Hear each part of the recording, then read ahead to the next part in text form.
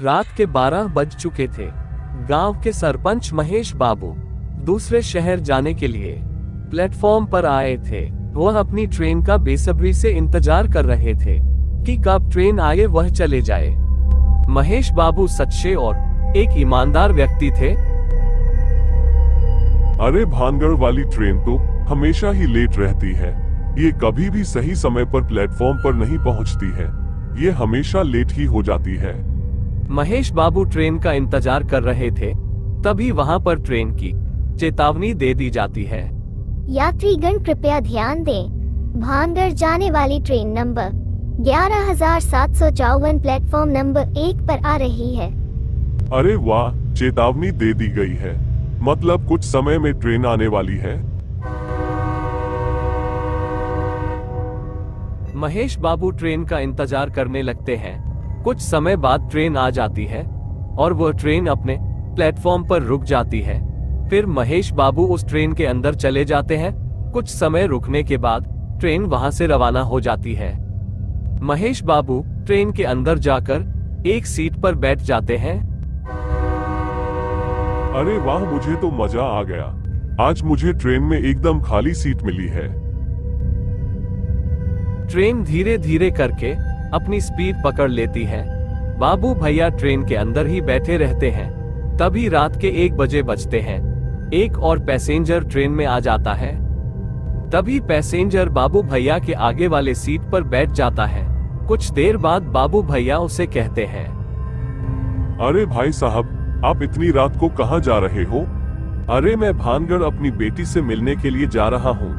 रात को यही एक ट्रेन आती है जो मुझे सही समय पर भानगढ़ छोड़ देती है। फिर उस सुनसुनी रात में एक डरावना सा प्लेटफॉर्म आता है। वहां पर चारों तरफ जैसे कई दुआएं निकल रही हो और पूरे प्लेटफॉर्म पर कोई आदमी नहीं था। सुनसान सा प्लेटफॉर्म था। वहां पर वो ट्रेन आकर रुक जाती है। कोई ट्रेन से बाहर नहीं उतरता है। अरे क्या बात है, कोई भी इस ट्रेन से बाहर क्यों नहीं जा रहा और यह प्लेटफॉर्म इतना सुनसान क्यों है? सभी कहते हैं ये भूतिया प्लेटफॉर्म है। यहाँ पर रात को औरत के चिल्लाने की आवाज आती है। बाबू भैया उस आदमी की बातों पर विश्वास नहीं करते हैं। वो ट्रेन से उतरकर बाहर चले जाते हैं। वो देखना चाहते हैं कि लोग इस प्लेटफॉर्म पर क्यों नहीं उतरते।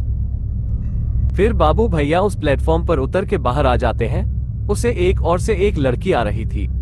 अरे गर्मा गर्म चाय ले लो, स्वादिष्ट व शानदार चाय ले लो, मेरे हाथों की बनी स्वादिष्ट चाय ले लो।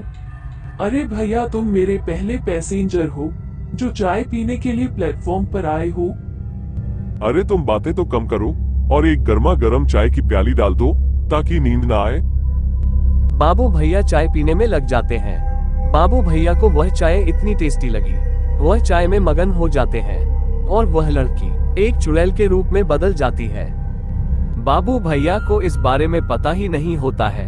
जब वो अपनी चाय खत्म कर लेते हैं तो देखते हैं, अरे तुम कौन हो? तुम तो एक चुड़ैल हो और वो लड़की कहाँ पर गई?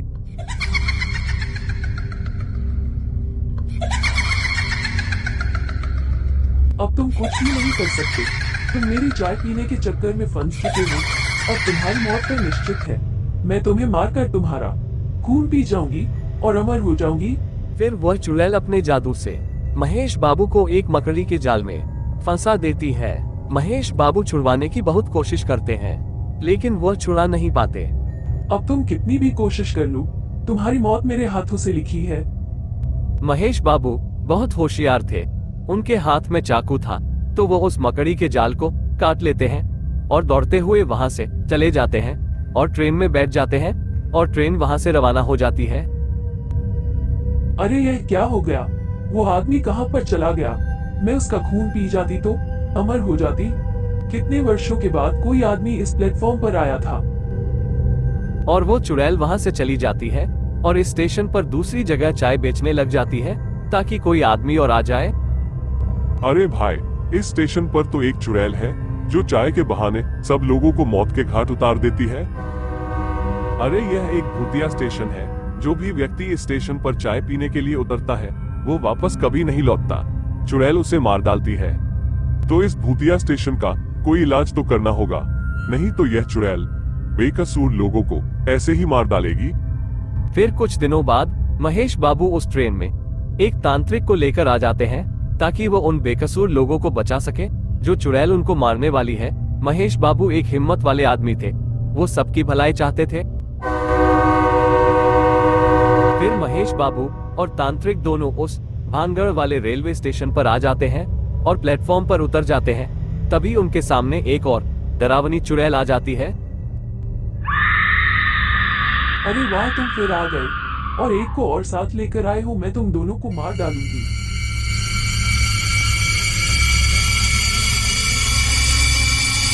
हम तो ये पता लगाने के लिए आए हैं कि तुम चुड़ैल कैसे बनी और तुमको किसने मारा। क्या तुम ये पता लगा सकते हो कि मुझे किसने मारा? मैं उसे देखना चाहती हूँ जिसने मुझे मारा है। फिर तांत्रिक बाबा बड़ा हवन करने लगते हैं ताकि वह पता लगा सके कि इस लड़की को किसने मारा है जो चुड़ैल बन गई है। फिर बाबा को सब पता चल जाता है और वह कहते हैं, मुझे सब पता चल गया। तुम्हारी हत्या किसने की है? तुम्हारी हत्या भानगढ़ में रहने वाले 2 लड़कों ने की है। वो लड़के इसी ट्रेन से रात को सफर कर रहे थे। तुम उन लड़कों को चाय पकड़ाने के लिए आई थी, तब उन लड़कों ने तुम्हारे धक्का दे दिया था और तुम ट्रेन की पटरी में जा गिर, जिसके कारण तुम्हारी मृत्यु हो गई थी और तुम एक चुड़ैल बनकर घूम रही हो। फिर तांत्रिक बाबा उन लड़कों को वहीं पर बुला लेते हैं। यही वो लड़के थे जिन्होंने तुम्हें धक्का देकर मारा था। अब तुम उनसे अपना बदला ले सकती हो।